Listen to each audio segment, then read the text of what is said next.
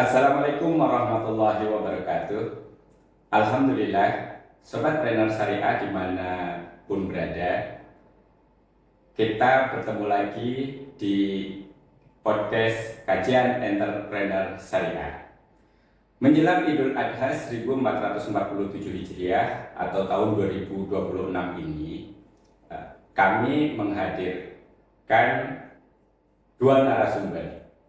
Kemarin kita bicara bagaimana entrepreneur syariah menyediakan hewan korban.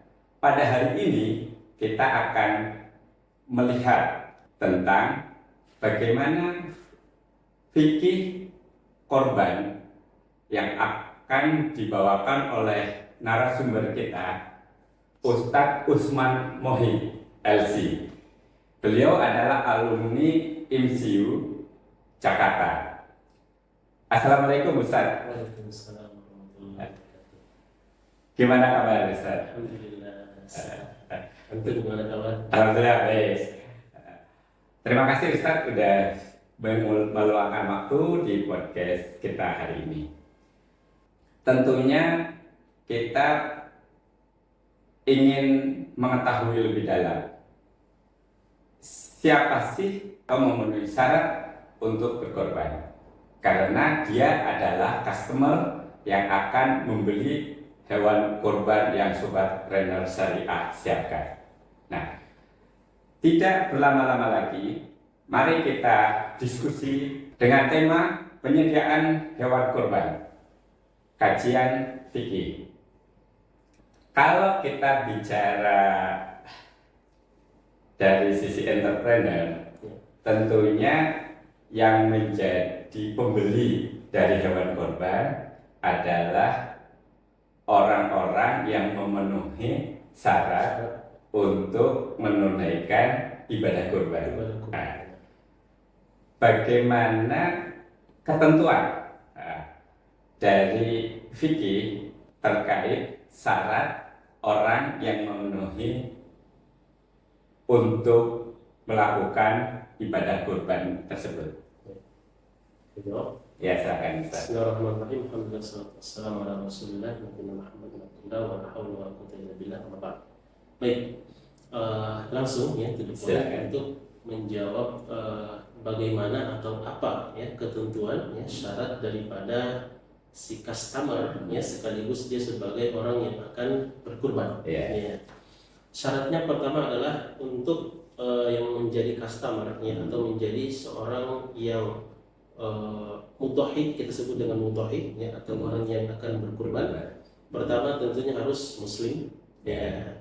Muslim di sini maksudnya adalah untuk memenuhi syarat diterimanya ibadah kurbannya ya.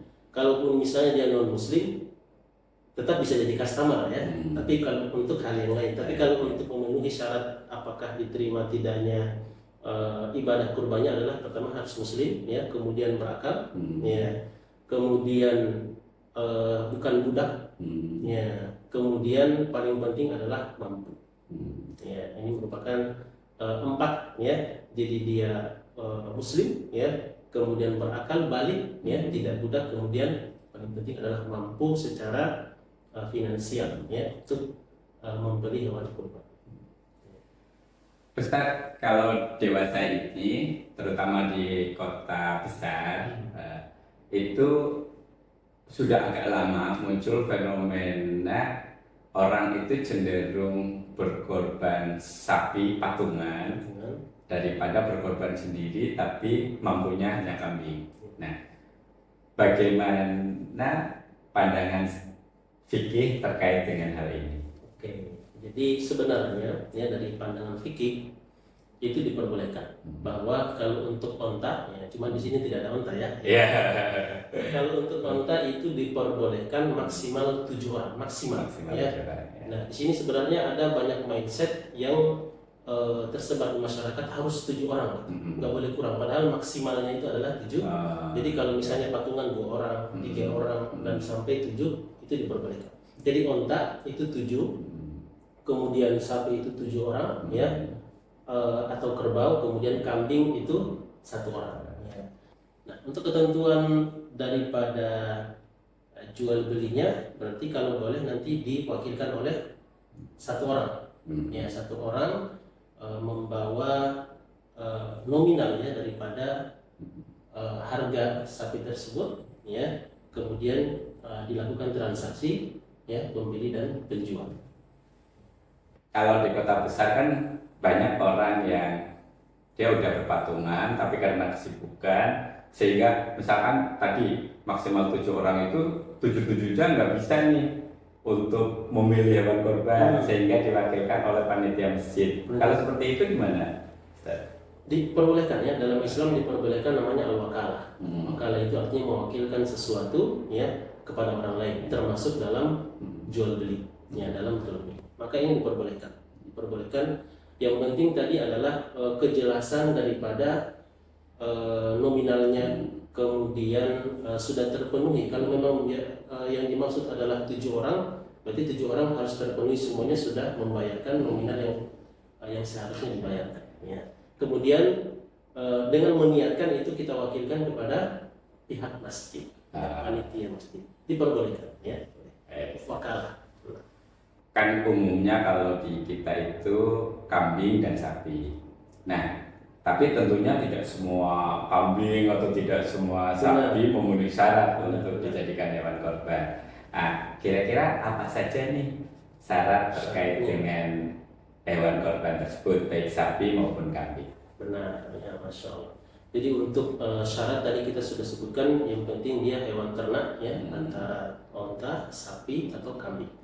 Kemudian untuk syarat lebih rincinya adalah kalau onta itu, ya, onta kita nggak apa-apa kita sebut aja walaupun nggak ada di Indonesia. Nah, onta itu dia minimal 5 tahun, ya, minimal 5 tahun. Kemudian kalau sapi itu minimal 2 tahun, sudah masuk tahun yang ketiga. Ya. Kemudian untuk kambing itu 1 tahun. Nah, ada jenis yang lain disebutkan dalam hadis domba. Nah, domba itu minimal dia 6 bulan, setengah tahun. Nah, itu dari sisi umurnya. Ya. Nah, ada dari sisi kriteria, dari sisi fisik. Nah, fisiknya itu yang penting terhindar dari 4. Pertama, dia tidak buta, butanya benar-benar buta jelas, ya. Kemudian dia tidak pincang dan pincangnya kelihatan jelas. Kemudian tidak sakit, ya, dan sakitnya harus benar-benar kelihatan jelas, ya, baru kita vonis bahwa hewan ini sakit. Kemudian yang terakhir adalah tidak kurus, jadi harus ada agak berisi. Nah, kalau 4 ini terhindari, maka semua yang masuk dalam kriteria tersebut, ya, boleh untuk dijadikan jadi produk, ya, hewan kurban untuk bisa dijual. Baik, Ustaz. Jadi Sobat Trainer Syariah, tadi kita sudah melihat siapa yang sudah memenuhi syarat untuk berkorban, yang itu bisa menjadi customer potensial, kita anggap seperti itu. Dan yang kedua, bagaimana sih kriteria hewan korban yang itu bisa menjadi produk bagi kita. Nah, sekarang terkait dengan bagaimana Sobat Trainer Syariah menyiapkan hewan korban tersebut, apakah ada ketentuan bagi Sobat Trainer Syariah nih, Ustaz, kalau mereka ingin mempersiapkan hewan kurban sehingga bisnis mereka juga bisa berjalan? Pertama paling penting tadi, seperti kata hadis Nabi, at-tajirus saduqul amin, ya, ma'an nabiyyin was-siddiqin wasyuhada.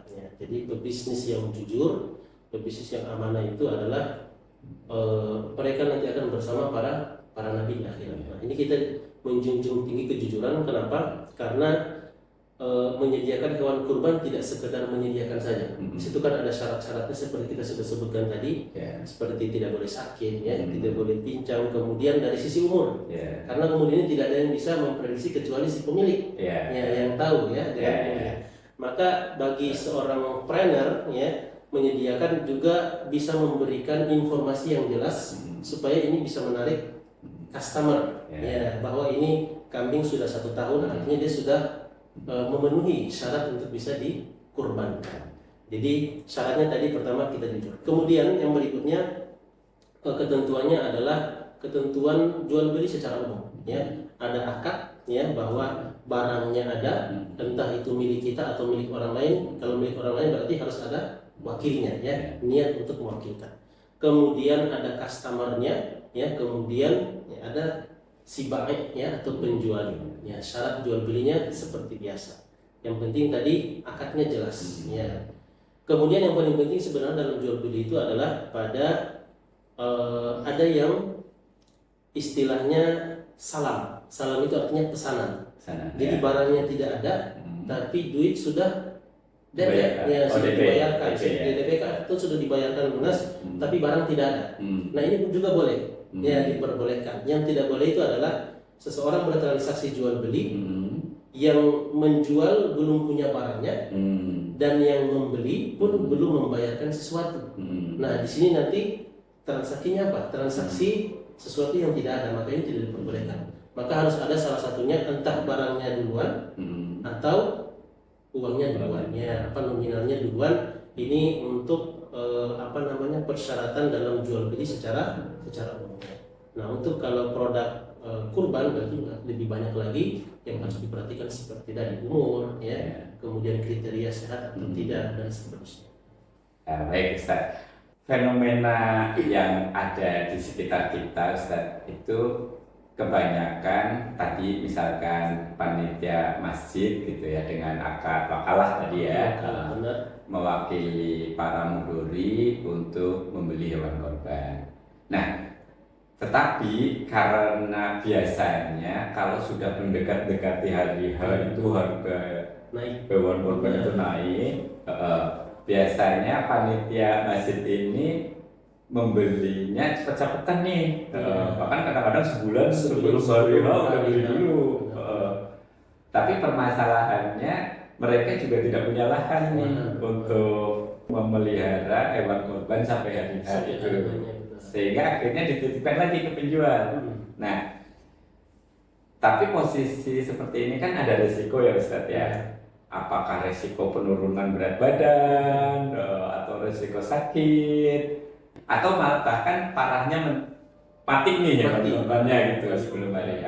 Nah, kira-kira bagaimana nih antisipasi dari Vicky melihat hal ini? Ya.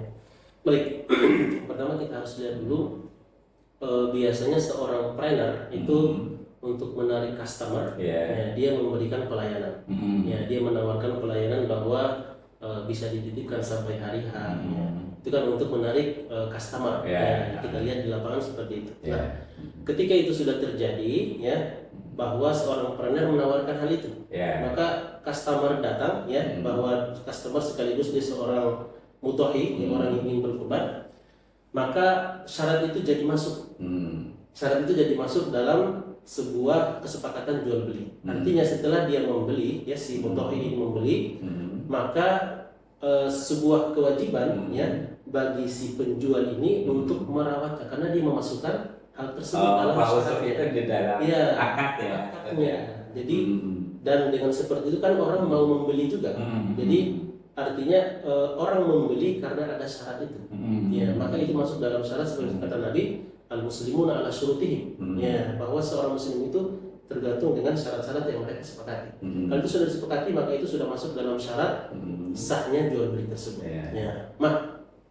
Nah, ini masalahnya adalah kalau misalnya tidak ada di awal, memang tidak ada penawaran seperti itu. Ya, ini masalahnya di sini. Kalau tidak ada penawaran seperti itu, ya, ketika si customer membeli, ya, kemudian si penjual, ya, melakukan akad jual beli, nominalnya sudah diterima, sapinya sudah dipegang oleh si customer. Nah, kemudian customer mengatakan, boleh nggak saya titip? Nah, di sini masalahnya nih. Ya, boleh nggak saya titip di sini sampai hari H? Nah, kalau seperti itu berarti di sini namanya titipan, ya, itu namanya wadi'ah, ya, istilah wadi'ah. Nah, kalau namanya titipan itu berarti apapun risiko yang akan terjadi itu ditanggung oleh si yang menitipkan. Yang udah beli tadi, ya. Udah beli tadi, ya. Tetapi di sini kan memang harus banyak yang harus diperhatikan, ya, seperti orang yang dititipkan seperti apa, ya, apakah dia layak untuk dititipkan, ya. Nah, tetapi tanggung jawab penuh itu kepada si orang yang menitipkan. Dia tanggung jawabnya penuh. Apakah dia menitipkan kemudian membayarkan ya si yang tadinya si penjual ini dibayarkan sampai hari H di sini, atau istilahnya akadnya berarti dia kontrak lahan seketat untuk satunya ini dengan terus memperhatikan makanannya ya. Nah di sini berarti titipan di sini adalah tanggung jawab si pembeli, bukan si penjual. Si penjual hanya sebagai orang yang diamanahkan, dia akan berusaha ya sekuat mungkin untuk menjaga hewan ini sampai benar-benar hari H itu dalam keadaan yang diinginkan ya sesuai syarat. Tapi tetap tidak boleh disalahkan ketika terjadi hal-hal yang tidak ya. Makanya solusinya seperti ini. Solusinya adalah kalau si pembeli tidak mau repot seperti itu, dari awal harus sudah jelas akadnya seperti apa. Apakah ada penawaran bisa dititipkan sampai hari H. Dan sebenarnya itu jadi apa? Jadi benefit gitu ya, istilahnya benefit ya bagi si penjual ya untuk bisa menarik customer, dan rata-rata sudah seperti itu. Jadi orang-orang di tempat itu sudah menawarkan bisa ditempatkan di sini supaya orang bisa beli sapinya. Ya. Jadi kalau seperti itu, insya Allah sudah sudah umum ya masalah seperti itu. Ya, jadi Sobat Trainer Syariah, seperti tadi disampaikan, ketika ada hewan korban yang dititipkan, itu ada dua alternatif akad. Ya. Yang pertama, penitipan itu masuk ke dalam akad jual beli, menjadi salah satu klausul akad jual beli. Terus yang kedua, penitipan itu di luar akad jual beli. Nah ini baik bagi mudhohiri maupun bagi penjual, itu diharapkan untuk benar-benar bisa mempertimbangkan hal ini sebelum mengambil keputusan akad mana yang akan dipilih, kira-kira gitu ya, Ustaz ya. Baik teman-teman Sobat Trainer Syariah, sebagai penutup nih Ustaz Muhi, mungkin bisa disampaikan kepada Sobat Trainer Syariah, kira-kira bagaimana sih sebaiknya seorang entrepreneur syariah bisa mengambil kesempatan ini untuk menjadi bisnisnya bagi Sobat Trainer Syariah. Baik, bagi sahabat trainer syariah ya, ini merupakan peluang besar, apalagi ini disebut dengan bisnis musiman dan itu lonjakan permintaan hewan kurban pasti ya, pasti ada di tempat-tempat, di semua tempat justru banyak. Nah, untuk tips ya bagi trainer syariah, bahwa pertama tadi melihat di lapangan ya bagaimana orang menawarkan supaya hewan kurbannya itu bisa terjual ya, dengan memberikan syarat-syarat seperti tadi, bahwa boleh ya dititipkan sampai hari H ya, tetapi dengan melihat banyak sedikitnya mudorot, bahayanya ya. Kalau misalnya tempatnya memang bisa untuk dititipkan dan bisa dikondisikan sampai hari H itu bisa sehat, nggak apa-apa, kita ambil resiko itu ya. Tetapi kalau tidak mengkondisikan, seperti kita lihat beberapa tempat yang sudah dibeli ditempatkan di tempat yang kurang terawat, maka ini kan menjadi bumerang bagi dia. Ketika hari H ya mau diambil sapinya ternyata sudah sakit. Nah di sini kan akadnya jadi rusak. Ya. Nah makanya di sini perlu diperhatikan ya, dipertimbangkan juga dan dipersiapkan semuanya untuk bisa menjadi, pertama bukan sekedar sebagai cuan saja, tapi untuk berkhidmat ya kepada pembeli, yang berkhidmat untuk membantu orang-orang yang mencari hewan kurban. Ya. Gitu aja mungkin tipsnya. Ya. Terima kasih Ustadz Muhi atas pencerahannya.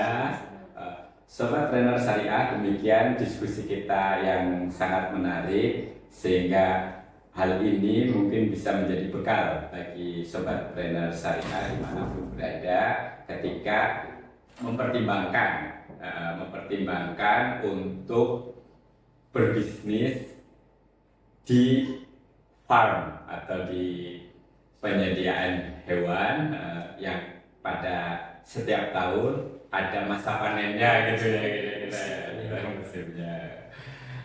Demikian diskusi kita hari ini Sobat Trainer Syariah. Semoga ini menjadi inspirasi dan menjadi pemahaman yang lebih baik bagi Sobat Trainer Syariah.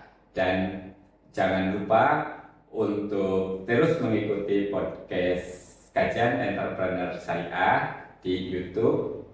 Silahkan untuk subscribe, like, and share apabila konten ini bermanfaat bagi Sobat Trainer Syariah.